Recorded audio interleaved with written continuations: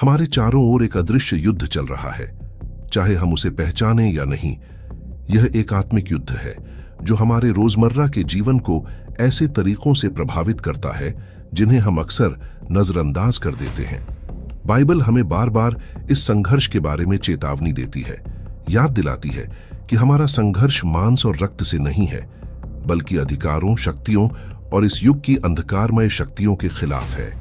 इफिसियों अध्याय 6 पद 12।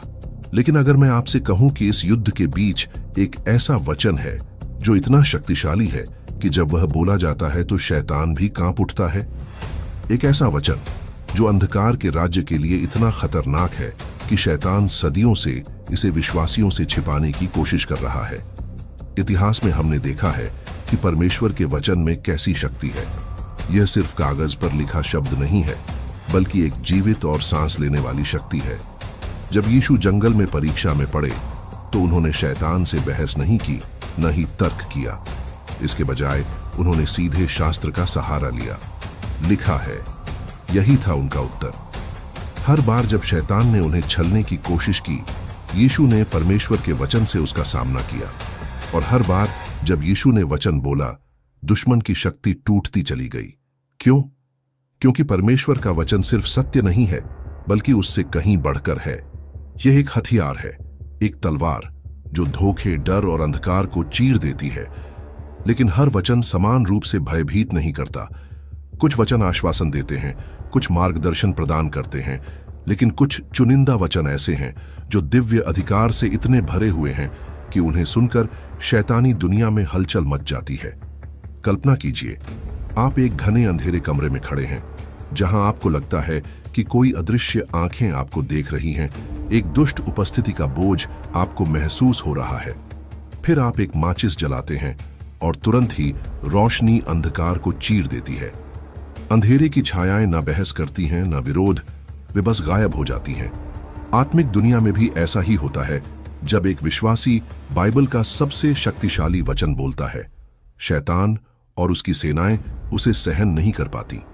उन्हें पीछे हटना पड़ता है, जैसे धूप में कीड़े बिखर जाते हैं। लेकिन वह कौन सा वचन है? उसमें इतनी शक्ति क्यों है? बहुत से लोग पूरी जिंदगी बाइबल पढ़ते हैं, लेकिन इस रहस्य को कभी नहीं खोज पाते। वे परिचित वचनों को दोहराते हैं, सुकून देने वाले पदों को याद करते हैं, लेकिन उस एक वचन से चूक जाते हैं जो उनकी जिंदगी को बदल सकता है। और यही तो दुश्मन चाहता है। अगर वह विश्वासियों को इस वचन से दूर रख सकता है, तो वह उन्हें आत्मिक बंधन में रख सकता है। क्योंकि सच्चाई यह है कि अधिकांश मसीही हार में जीते हैं, विश्वास की कमी के कारण नहीं, बल्कि ज्ञान की कमी के कारण। दुश्मन का सबसे बड़ा हथियार है धोखा। लोगों को यह यकीन दिलाना कि वे निर्बल हैं, वे फंसे हुए हैं और उनके हालात पर उनका कोई अधिकार नहीं है। लेकिन जैसे ही आप इस वचन को खोज लेते हैं, जब आप इसे बोलना शुरू करते हैं, तो यह भ्रम टूट जाता है।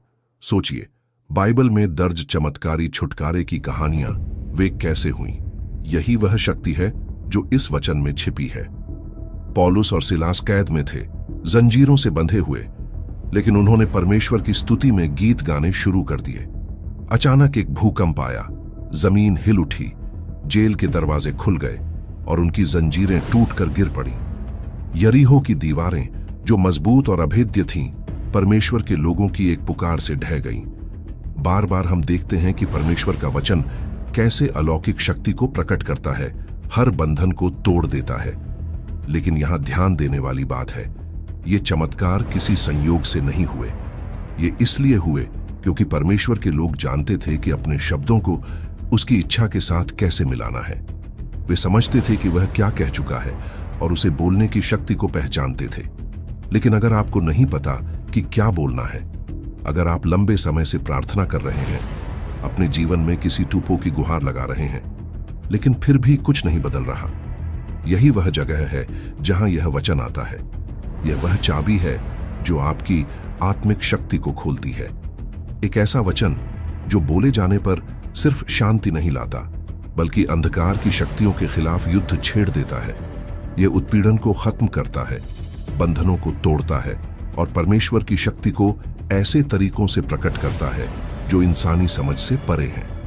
फिर भी अधिकांश विश्वासियों को इस वचन के बारे में सिखाया ही नहीं गया है। अगर आप परमेश्वर के वचन की शक्ति पर विश्वास करते हैं तो कमेंट में आमीन लिखें। आइए इस वीडियो को विश्वास और घोषणा से भर दें। और अगर आपने अभी तक सब्सक्राइब नहीं किया है तो किस बात का इंतजार है? इस अद्भुत समुदाय का हिस्सा बने। सब्सक्राइब बटन दबाएं। वीडियो को लाइक करना न भूलें ताकि यह संदेश और लोगों तक पहुंच सके जिन्हें इसे सुनने की जरूरत है। एक कारण है कि यह वचन कभी कभी मंचों से नहीं सिखाया जाता। एक कारण है कि यह वचन सबके सामने होते हुए भी छिपा रहता है। शैतान उन मसीहियों से नहीं डरता जो बस चर्च में जाते हैं। उसे धार्मिक रस्मों या खोखली प्रार्थनाओं से कोई फर्क नहीं पड़ता, लेकिन वह उनसे डरता है जो अपनी आत्मिक शक्ति को समझते हैं। वह उनसे कांपता है जो परमेश्वर के वचन की शक्ति को पहचानते हैं और उसे प्रभावी ढंग से उपयोग करते हैं। क्योंकि जो विश्वासी इस वचन का उपयोग करना जानता है वह सिर्फ सुरक्षित नहीं होता, वह अंधकार के राज्य के लिए एक बड़ा खतरा बन जाता है। तो क्या होता है जब आप आखिरकार इस वचन को खोज लेते हैं? जब आप इसे विश्वास और दृढ़ता के साथ जोर से बोलते हैं, इसका उत्तर आपको चौंका सकता है। उस क्षण में आप इस आत्मिक युद्ध में एक मूक दर्शक नहीं रहते। आप अपनी सही स्थिति में कदम रखते हैं, एक योद्धा के रूप में जिसके पास वह वचन है जिससे शत्रु भाग खड़ा होता है। आप अब डर, चिंता या उत्पीड़न के बंदी नहीं रहते। आप विजयी होकर खड़े होते हैं। लेकिन इससे पहले कि आप इस शक्ति का उपयोग करें, इससे पहले कि आप इसे प्रकट करें, आपको यह समझना होगा कि यह काम क्यों करता है। आपको यह जानना होगा कि आत्मिक दुनिया में क्या होता है जब परमेश्वर का वचन अधिकार के साथ बोला जाता है। और यही है जिसे हम अब उजागर करने जा रहे हैं। खुद को तैयार कर लीजिए, क्योंकि एक बार जब आप इस सच्चाई को जान लेंगे तो वापसी का कोई रास्ता नहीं होगा। अगर शैतान किसी चीज से सबसे ज्यादा डरता है तो वह है परमेश्वर का बोला गया वचन। उसे धार्मिक रीति रिवाजों से डर नहीं लगता, उसे लंबी लंबी प्रार्थनाओं से भी डर नहीं लगता अगर उनमें विश्वास ना हो। लेकिन जैसे ही एक विश्वासी अधिकार के साथ परमेश्वर का वचन घोषित करता है, आत्मिक दुनिया में कुछ बदल जाता है। अंधकार की शक्तियां सिर्फ विरोध नहीं करती बल्कि घबरा जाती हैं, क्योंकि परमेश्वर का वचन सिर्फ सत्य नहीं है, यह एक ऐसी शक्ति है जो झूठ को नष्ट कर देती है, मजबूत किलों को ढा देती है और शत्रु की पकड़ को तोड़ देती है। यही कारण है कि शैतान लगातार कोशिश करता है कि मसीही इस शक्ति से अनजान रहें। उसे फर्क नहीं पड़ता अगर लोगों के पास बाइबल है, जब तक कि वह बंद पड़ी रहे। उसे फर्क नहीं पड़ता अगर लोग चर्च जाते हैं, जब तक वे अपनी आत्मिक शक्ति को समझते नहीं हैं। शैतान की सबसे बड़ी रणनीति कभी भी सीधी लड़ाई नहीं रही, बल्कि धोखा रहा है। विश्वासियों को यह यकीन दिलाना कि वे निर्बल हैं, कि उनके पास कोई शक्ति नहीं है, कि उनके आत्मिक युद्ध पर उनका कोई नियंत्रण नहीं है। लेकिन बाइबल हमें इसका ठीक उल्टा बताती है। जब यीशु पृथ्वी पर चले तो उन्होंने आत्मिक युद्ध का सबसे बड़ा उदाहरण दिया। जंगल में जब शैतान उन्हें परखने आया तो यीशु ने बहस नहीं की, उन्होंने घबराहट नहीं दिखाई, उन्होंने शारीरिक रूप से लड़ने की कोशिश नहीं की। उन्होंने बस एक ही बात कही, लिखा है। 3 बार शैतान ने हमला किया और तीनों बार यीशु ने शास्त्र का उत्तर दिया। और अंत में शत्रु के पास कोई विकल्प नहीं बचा, उसे भागना पड़ा। पर क्यों परमेश्वर का वचन इतना शक्तिशाली है कि शैतान खुद भी उसका सामना नहीं कर सकता? इसका उत्तर छुपा है उसकी प्रकृति में। साधारण शब्दों के विपरीत परमेश्वर का वचन जीवित है। इब्रानियों अध्याय 4 पद 12 इसे एक 2-धारी तलवार से भी तेज बताता है, जो झूठ को चीर देती है, अंधकार को उजागर करती है और हर चीज को प्रकाश में ले आती है। यह वचन सिर्फ बोला नहीं जाता, बल्कि युद्ध के मैदान में एक हथियार की तरह छोड़ा जाता है। जब इसे विश्वास के साथ घोषित किया जाता है तो यह सिर्फ जानकारी नहीं देता, यह परिवर्तन लाता है, यह वास्तविकताओं को बदल देता है, यह धरती पर दिव्य हस्तक्षेप को प्रकट करता है। कल्पना कीजिए, जब कोई राजा आदेश जारी करता है तो उसके शब्द कानून बन जाते हैं। उन्हें अनदेखा नहीं किया जा सकता, उन पर बहस नहीं हो सकती और उन्हें बदला नहीं जा सकता। आत्मिक दुनिया में भी यही सच है। जब एक विश्वासी परमेश्वर का वचन बोलता है तो वह सिर्फ अपनी राय व्यक्त नहीं कर रहा होता, ना ही वह कोई कविता सुना रहा होता। वह स्वर्गीय अधिकार के साथ एक दिव्य आदेश दे रहा होता है और शत्रु के पास कोई विकल्प नहीं होता। उसे उस आदेश के सामने झुकना पड़ता है। लेकिन दुख की बात है कि अधिकांश मसीही इस शक्ति का उपयोग नहीं करते। वे मदद के लिए प्रार्थना करते हैं, परमेश्वर से हस्तक्षेप की गुहार लगाते हैं, लेकिन जो पहले से उन्हें दिया गया है उसे घोषित करने में असफल रहते हैं। और यही बात शैतान को पसंद है।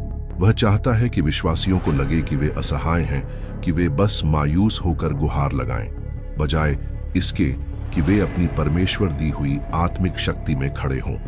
क्योंकि जिस क्षण एक मसीही जान जाता है कि उसके पास पहले से ही वह हथियार है जिसकी उसे जरूरत है, उस क्षण लड़ाई की दिशा ही बदल जाती है।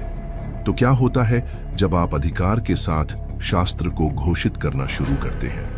क्या होता है जब आप सिर्फ बाइबल को पढ़ना नहीं बल्कि उसमें लिखे वचन को अपने जीवन में बोलना शुरू करते हैं? नतीजे जीवन को बदल सकते हैं। शत्रु की पकड़ टूट जाती है, सालों से खड़े मजबूत किले गिरने लगते हैं। डर, चिंता, उत्पीड़न, ये सभी अपनी शक्ति खो देते हैं क्योंकि वे दिव्य सत्य की शक्ति के सामने टिक नहीं सकते। लेकिन फिर भी एक सवाल रह जाता है, अगर परमेश्वर का वचन इतना शक्तिशाली है तो फिर इतने लोग इसे बोलने के बाद भी परिणाम क्यों नहीं देखते? उत्तर बहुत सरल है, विश्वास और समझ। सिर्फ शब्दों को दोहराना पर्याप्त नहीं है, आपको उन पर विश्वास भी करना होगा। जब यीशु ने तूफान को डांटा, बीमारों को चंगा किया और दुष्टात्माओं को बाहर निकाला, तो उन्होंने यह काम संकोच के साथ नहीं किया था। उन्होंने सिर्फ आशा नहीं की थी कि कुछ होगा, उन्हें पता था कि होगा। यही विश्वास हमें सीखना है। जब आप परमेश्वर का वचन विश्वास के साथ बोलते हैं तो यह सिर्फ एक कार्य नहीं होता, यह एक सक्रियता होती है। यह ऐसी प्रक्रियाओं को चालू कर देता है जिन्हें कोई भी शक्ति रोक नहीं सकती। यही कारण है कि यह ज्ञान छुपा रहा है।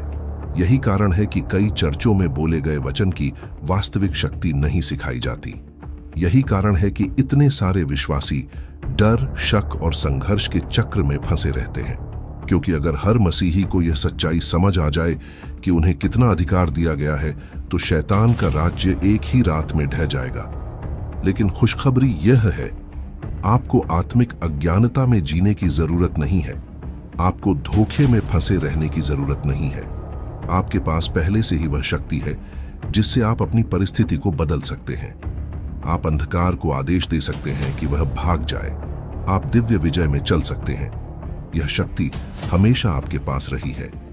सवाल सिर्फ इतना है, क्या आप इसका उपयोग करेंगे? क्योंकि अब जब आप सच्चाई जान चुके हैं, शत्रु आपको मौन नहीं रख सकता। लेकिन इस शक्ति का पूरा उपयोग करने से पहले आपको सीखना होगा कि इसे सही तरीके से कैसे इस्तेमाल करें। और यही हम आगे जानने वाले हैं। क्योंकि जीवन में ऐसे पल आते हैं जब ऐसा लगता है कि कोई अदृश्य शक्ति हमें रोक रही है। चाहे हम कितनी भी मेहनत कर लें, चाहे हम कितनी भी प्रार्थना करें, ऐसा लगता है जैसे कोई अदृश्य जंजीरें हमें आगे बढ़ने से रोक रही हैं। संघर्ष बार बार दोहराता है, असफलता के पैटर्न टूटते नहीं और उत्पीड़न की भावना हमेशा बनी रहती है। क्या हो अगर ये रुकावटें सिर्फ संयोग न हो? क्या हो अगर ये आत्मिक जंजीरों का परिणाम हो? दुष्ट शक्तियां जो पर्दे के पीछे काम करके हमें बांधे रखती हैं। बाइबल आत्मिक बंधनों के बारे में स्पष्ट रूप से बताती है, लेकिन साथ ही यह मुक्ति का रास्ता भी दिखाती है। और वो रास्ता है परमेश्वर के बोले गए वचन के माध्यम से। शुरुआत से ही शत्रु ने धोखे, उत्पीड़न और श्रापों का इस्तेमाल किया है ताकि लोगों को बंधन में रखा जा सके। पुराने नियम में हम देखते हैं कि कैसे अवज्ञा ने पूरे के पूरे समाज को दास्ता में डाल दिया। लेकिन हम एक पैटर्न भी देखते हैं, जिन्होंने परमेश्वर के वचन को घोषित करना सीखा, उन्होंने मुक्ति का मार्ग भी पाया। उदाहरण के लिए डेनियल को देखिए। जब उसे शेरों की मांद में फेंका गया तो उसने परमेश्वर की सामर्थ्य को घोषित किया और परमेश्वर ने शेरों के मुंह बंद कर दिए। इस्राएलियों को देखिए, जो मिस्र में दास्ता में थे। उनकी पीड़ा पीढ़ियों तक चली, लेकिन जैसे ही उन्होंने विश्वास के साथ परमेश्वर को पुकारा, स्वर्ग ने उत्तर दिया और वे मुक्त हो गए। लेकिन ध्यान दीजिए, मुक्ति सिर्फ मन में इच्छा रखने से नहीं आती, यह आती है सत्य को जानने और उसे अपने जीवन में लागू करने से। यीशु ने स्वयं कहा था, जब तुम सत्य को जानोगे तो सत्य तुम्हें स्वतंत्र करेगा। यूहन्ना 8 पद 32। आत्मिक जंजीरों को तोड़ने की कुंजी सिर्फ परमेश्वर की शक्ति में विश्वास रखना नहीं है, बल्कि उस शक्ति को अपने जीवन पर घोषित करना है। और एक विशेष वचन ऐसा है जिसमें इतनी दिव्य शक्ति है कि जब उसे विश्वास के साथ बोला जाता है तो वह किसी भी बंधन को तोड़ सकता है, चाहे वह कितना भी गहरा क्यों न हो। यह वचन एक आत्मिक भूकंप की तरह है जो उत्पीड़न की नींव को हिला देता है और आपके खिलाफ बनाए गए हर किले को गिरा देता है। अब जाते जाते एक चुनौती स्वीकार कीजिए। अगर यह संदेश आपके दिल को छू गया है तो 1 सेकंड निकालें और नीचे आमीन लिखकर विश्वास की घोषणा करें। साथ ही चैनल को सब्सक्राइब करना न भूलें ताकि आप ऐसे शक्तिशाली वचन को मिस न करें। और एक आखिरी बात, आपकी सहभागिता आपकी सोच से कहीं ज्यादा शक्तिशाली है। यह इस संदेश को और लोगों तक पहुंचाने में मदद करती है। तो उस लायक बटन पर टैप करें और इस महान कार्य का हिस्सा बनें, क्योंकि बहुत से लोग अदृश्य लड़ाइयों, पीढ़ी दर पीढ़ी चले आ रहे श्रापों, असफलता के दोहराए गए चक्रों और आत्मिक उत्पीड़न से जूझ रहे हैं। ऐसे कई लोग हैं जिनके परिवारों में समस्याएं पीढ़ी दर पीढ़ी चलती हैं। आर्थिक संघर्ष, टूटे रिश्ते, नशे की लत, बीमारियां, वे वही समस्याएं झेलते हैं जो उनके माता पिता और दादा दादी ने झेली थीं। लेकिन ऐसा क्यों होता है? क्योंकि आत्मिक लड़ाइयां सच होती हैं और शत्रु इतनी आसानी से उस पर अपना अधिकार नहीं छोड़ता जिसे उसने पकड़ा हुआ है। लेकिन यहां एक सच्चाई है जिसे शैतान बुरी तरह से आपसे छिपाए रखना चाहता है। उसके पास आपको बंधन में रखने का कोई वैध अधिकार नहीं है। जैसे ही आप परमेश्वर के वचन को समझते हैं और उसे अपने जीवन में लागू करते हैं, आप अब बीते हुए अतीत से बंधे नहीं रहते। शाप टूट जाता है। जरा सोचिए, जब यीशु ने दुष्ट आत्माओं को बाहर निकाला तो उन्हें कभी संघर्ष नहीं करना पड़ा, उन्होंने कभी बहस नहीं की, उन्होंने कभी विनती नहीं की। उन्होंने सिर्फ बोला और आत्माएं भाग गईं। क्यों? क्योंकि वे उनके वचनों के अधिकार का सामना नहीं कर सकती थीं। और वही अधिकार हमें भी दिया गया है पवित्र शास्त्र के माध्यम से।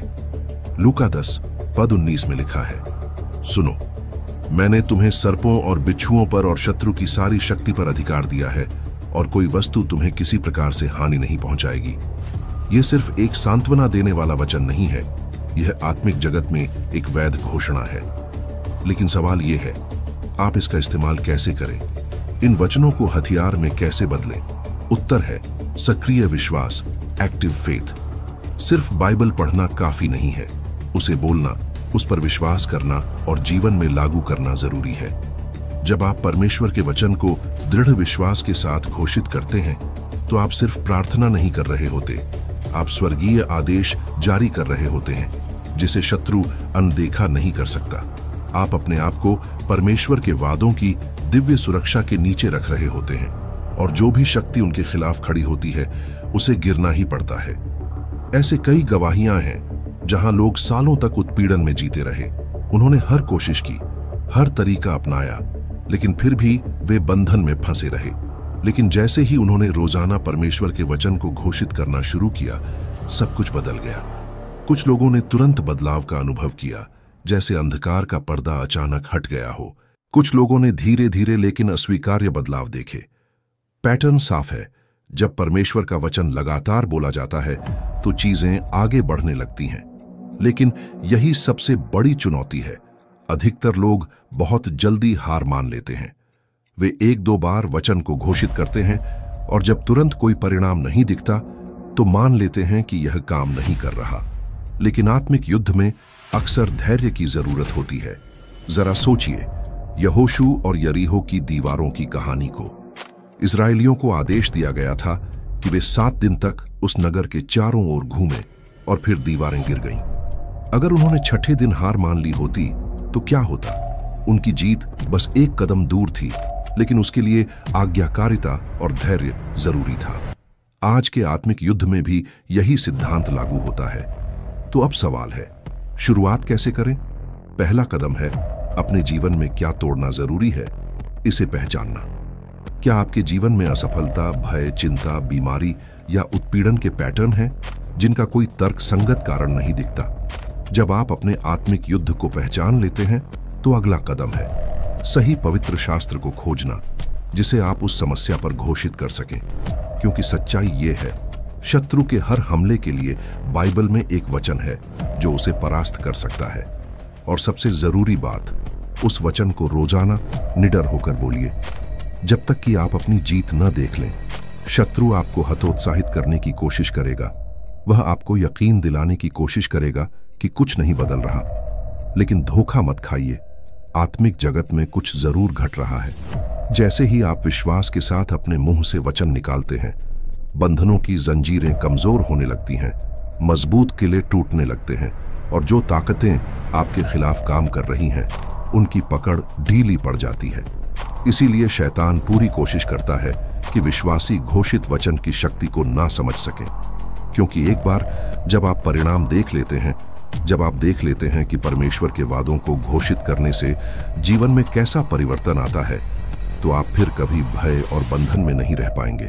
और अगला कदम इससे भी ज्यादा शक्तिशाली है, क्योंकि जब आप सीख जाते हैं कि बंधनों को कैसे तोड़ा जाए, तो असली सवाल बन जाता है, क्या आप अपनी प्रार्थनाओं में कोई गंभीर गलती तो नहीं कर रहे जो उनकी शक्ति को कमजोर कर रही है? उत्तर आपको चौंका सकता है, क्योंकि कई विश्वासी चिंतित होते हैं कि उनकी प्रार्थनाएं अप्रभावी क्यों हैं। वे बाइबल पढ़ते हैं, प्रार्थना करते हैं और परमेश्वर से मदद मांगते हैं, लेकिन कुछ नहीं बदलता। ऐसा लगता है जैसे उनके शब्द हवा में खो जाते हैं, कोई नहीं सुनता, कोई उत्तर नहीं मिलता। धीरे धीरे वे शक करने लगते हैं, शायद परमेश्वर सुन नहीं रहे, शायद उनका विश्वास कमजोर है, शायद बाइबल के वादे दूसरों के लिए काम करते हैं लेकिन उनके लिए नहीं। लेकिन क्या समस्या परमेश्वर में है, या फिर इस बात में है कि वे परमेश्वर के वचन को कैसे अपनाते हैं? बाइबल सिर्फ पढ़ने की किताब नहीं है, ये एक हथियार है जिसे सही तरीके से चलाना होता है। इसमें दिव्य शक्ति है, लेकिन कई लोग इसे पुरानी कहानी की किताब की तरह पढ़ते हैं, बस आसानी से पढ़कर आगे बढ़ जाते हैं, गहराई से नहीं समझते, ना ही उसे जीवन में लागू करते हैं। यीशु मसीह ने कभी नहीं चाहा कि बाइबल का वचन बस सुन लिया जाए। उन्होंने चाहा कि इसे बोला जाए, घोषित किया जाए और जीवन में उतारा जाए। जब यीशु जंगल में परीक्षा में थे, उन्होंने सिर्फ वचन के बारे में सोचा नहीं, बल्कि उसे जोर से घोषित किया। हर बार जब शैतान ने हमला किया, यीशु ने जवाब दिया, लिखा है। यही तरीका था जिससे यीशु ने जीत हासिल की, और यही तरीका है जिससे हमें भी अपनी लड़ाइयां लड़नी है। लेकिन जैसे ही कोई व्यक्ति विश्वास के साथ परमेश्वर का वचन बोलता है, सब कुछ बदल जाता है। अब वो आवाज सिर्फ उनकी नहीं होती, बल्कि स्वर्ग से शक्ति मिलती है। बाइबल खुद को दो-धारी तलवार कहती है। इब्रानियों अध्याय 4 पद 12 में लिखा है, यह किसी भी तलवार से अधिक तेज है, जो धोखे को काट देती है, मजबूत किलों को तोड़ देती है और अंधकार को उजागर कर देती है। लेकिन बहुत से विश्वासी इस तलवार का सही इस्तेमाल नहीं करते। कुछ लोग तलवार को हाथ में तो पकड़ते हैं, लेकिन कभी चलाते नहीं। कुछ लोग हिचकिचाकर चलाते हैं, बिना आत्मविश्वास के। उन्हें यकीन नहीं होता कि इससे कोई फर्क पड़ेगा भी या नहीं। लेकिन जो लोग आत्मविश्वास और अधिकार के साथ इसका इस्तेमाल करते हैं, वही असली जीत का अनुभव करते हैं। ऐसे कई लोग हैं जो सालों तक संघर्ष करते रहे, उत्पीड़न, शक और मजबूत बंधनों में जकड़े रहे। लेकिन जब उन्होंने प्रार्थना करने का तरीका बदला, तब अचानक बदलाव देखने को मिला। उन्होंने सिर्फ मदद की गुहार नहीं लगाई, बल्कि उन्होंने घोषित करना शुरू किया जो वादे परमेश्वर ने पहले से दिए हैं।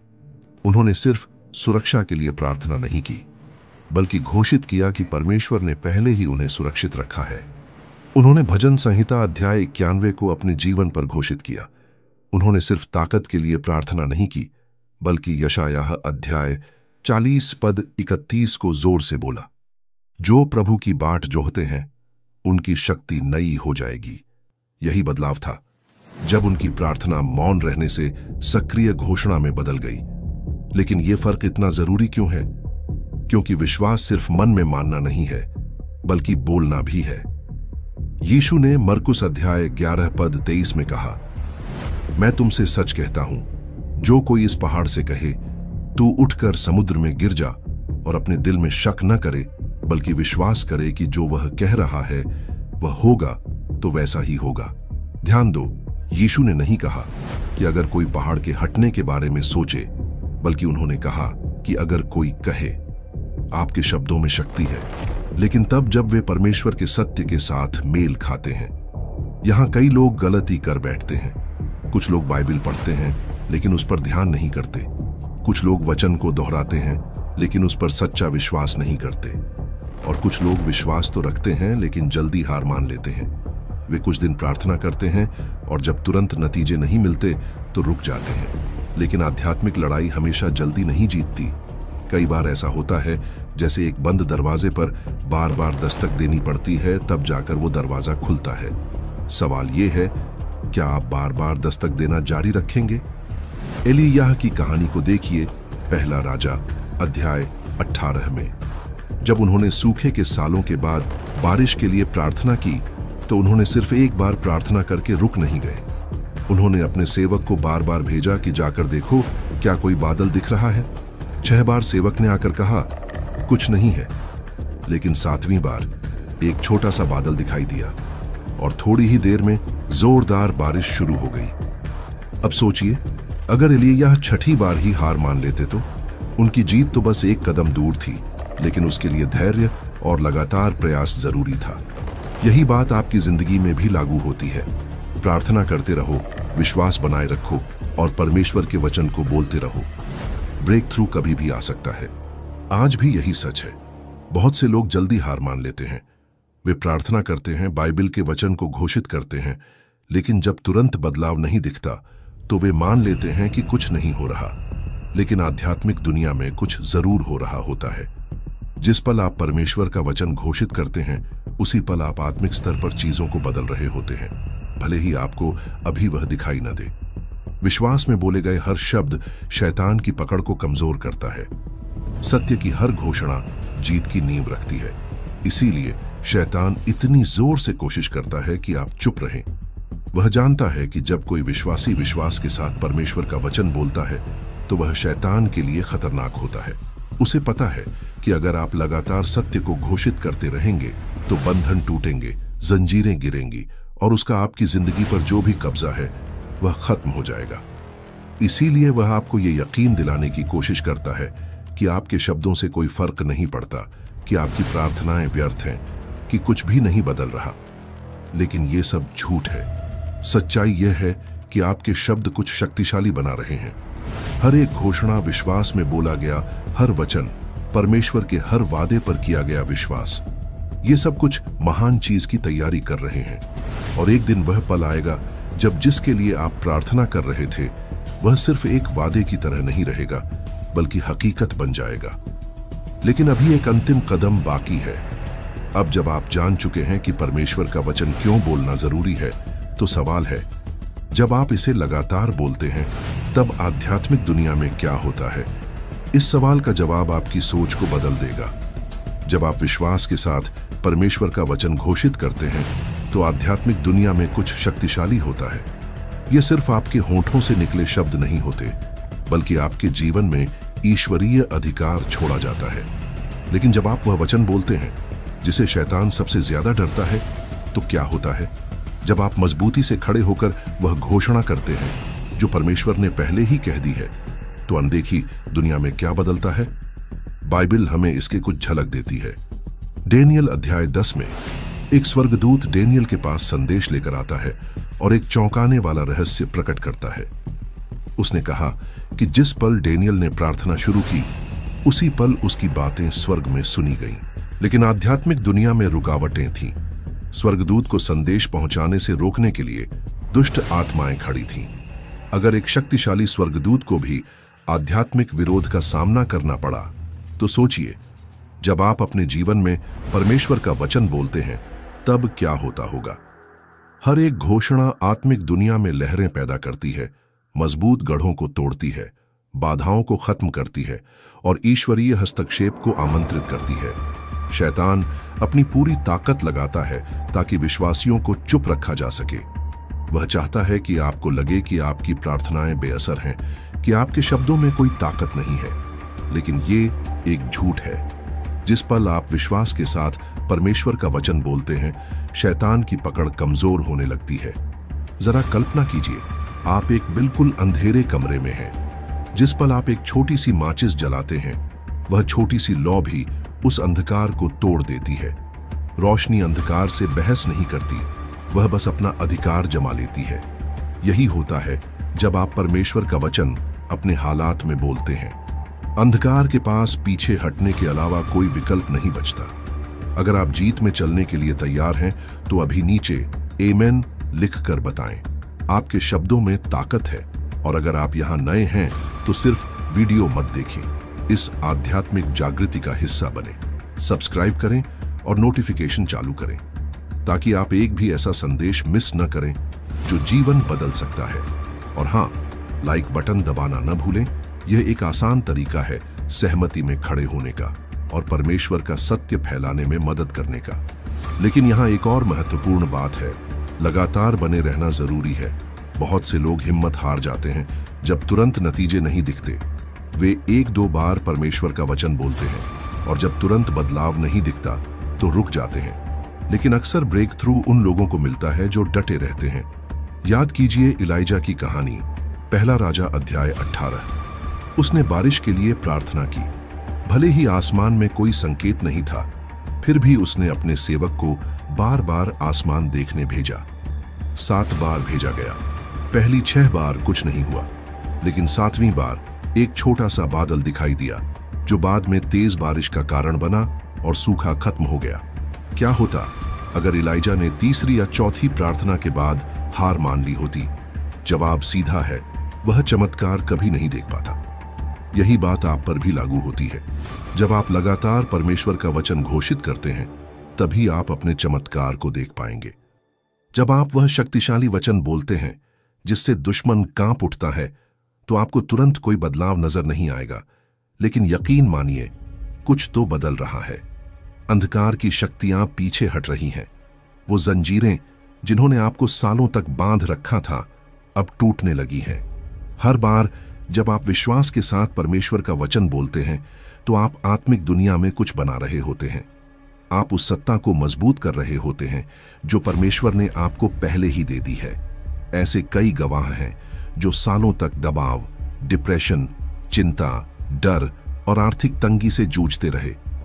लेकिन जब उन्होंने रोज शास्त्रों को घोषित करना शुरू किया, तो शुरुआत में कुछ भी अलग नहीं लगा, लेकिन धीरे धीरे बदलाव आने लगे। डर की जगह शांति ने ले ली, रुकावटें टूटने लगीं।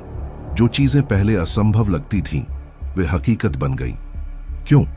क्योंकि जब आप परमेश्वर के वचन पर खड़े होते हैं, तो आप ऐसी नींव पर खड़े होते हैं जो कभी नहीं हिलती। अब सोचिए, अगर आप इसे अपनी रोजमर्रा की आदत बना लें तो? अगर हर सुबह उठकर डर और चिंता से घिरे रहने के बजाय आप परमेश्वर के वचनों को घोषित करें। अगर डर को अपने ऊपर हावी होने देने के बजाय आप हिम्मत से बोले, ये जानते हुए कि हर शब्द ईश्वरीय सत्ता से जुड़ा है। ये सिर्फ पॉजिटिव सोच नहीं है, ये है आत्मिक युद्ध का सबसे ऊंचा स्तर। ये है जीत में चलना, हार में नहीं। यात्रा अभी शुरू हुई है और सबसे अच्छा समय आने वाला है। मजबूत बने रहिए, बोलते रहिए और देखिए कैसे परमेश्वर ऐसे तरीकों से काम करेगा जैसे आपने कभी सोचा भी नहीं था। आपकी विजय पहले से ही आपके रास्ते में है।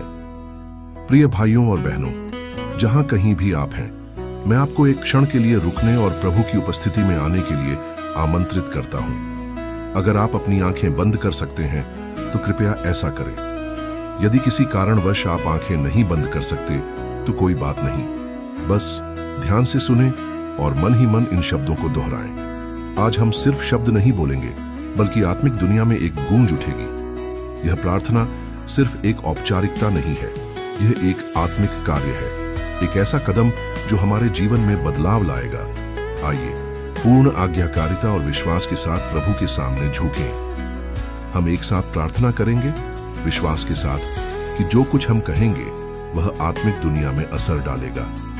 क्या आप तैयार हैं? तो चलिए इस पवित्र क्षण में प्रवेश करें। हे स्वर्गीय पिता, आज मैं आपके शक्तिशाली वचनों पर खड़ा हूं। मैं जानता हूं कि जब मैं आपके वचन को विश्वास से बोलता हूं, तो भले ही मेरे सामने तुरंत कुछ न बदले, पर आत्मिक दुनिया में कुछ बदल रहा है। मैं आज उन जंजीरों को तोड़ने का दावा करता हूं जिन्होंने मुझे सालों तक बांध रखा है। डर, चिंता, निराशा, गरीबी और बीमारी। मैं जानता हूं कि ये जंजीरें आपके नाम से टूटती हैं, क्योंकि आपकी उपस्थिति में कोई भी अंधकार टिक नहीं सकता। प्रभु, आज मैं आपके वचनों को घोषित करता हूं। मैं कहता हूं कि मैं मसीह में विजेता हूं। मैं कहता हूं कि मैं सिर हूं, पूंछ नहीं। मैं कहता हूं कि मेरे लिए वह मार्ग खुलेगा जो अभी बंद है। मैं कहता हूं कि मेरे जीवन से हर अंधकार दूर होगा। शैतान, तेरा मेरे जीवन पर कोई अधिकार नहीं। मैं आज तेरा खिलाफ प्रभु के वचनों को तलवार की तरह चलाता हूं। हर झूठ, हर डर, हर कमजोरी जो मेरे अंदर है, आज के दिन मैं उन्हें प्रभु के नाम से काट देता हूं। भले ही मेरी आंखों से कुछ न दिखे, लेकिन मैं जानता हूं आत्मिक दुनिया में हलचल शुरू हो गई है। जंजीरें कमजोर हो रही हैं, बंद दरवाजे खुलने को हैं और विजय मेरे करीब है। प्रभु, मुझे धैर्य दे कि मैं लगातार आपके वचनों को बोलता रहूं। मुझे विश्वास दे कि मैं हार नहीं मानूं, क्योंकि मैं जानता हूं जो आपने मुझसे वादा किया है वह निश्चित रूप से पूरा होगा। मेरी विजय आ रही है। मेरे जीवन में चमत्कार शुरू हो चुके हैं। धन्यवाद प्रभु, आपकी शक्ति और आपके सत्य के लिए। आमीन।